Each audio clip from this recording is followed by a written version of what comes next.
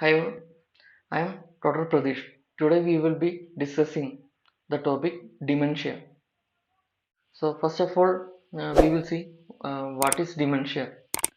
So as the age advances, we will lose our cells in the brain. That is, brain cells degenerates. That is a normal process, and elderly people may normally have some form of memory loss. But if the cells are destroyed out of proportion to the age, we will develop dementia. Now we will see what all are the main types of dementia. The main one is, as we know, Alzheimer's disease.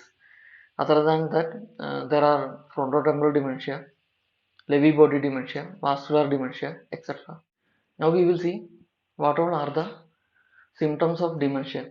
Uh, as we have seen, there are different types of dementia, and the symptoms depends upon which dementia the patient has got. That means which area of the brain affected.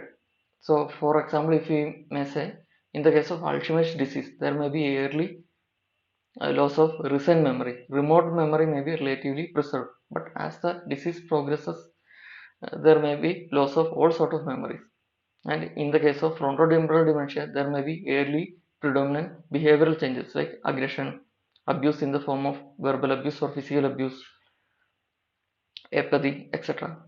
And if it is a case of Lewy body dementia, patient may have uh, hallucination, visual hallucinations, and sleep disturbances in the form of enacting the dreams, etc. And in the case of vascular dementia, there may be ambulatory problems, difficulty in walking, and loss of speed along with memory loss. Now we will see what all are the tests available, investigations available, what all are the treatment options available. So first and foremost thing is that we have to rule out treatable conditions mimicking dementia.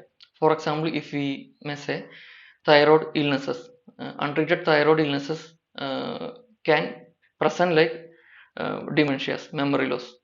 But if we find it out and treat it early, we can completely restore the memory. And other conditions like vitamin deficiencies, thiamine deficiency, vitamin B12 deficiencies, etc. also may mimic dementias. And alcoholism, depressive mental depression, and intracranial tumors, conditions like normal pressure hydrocephalus.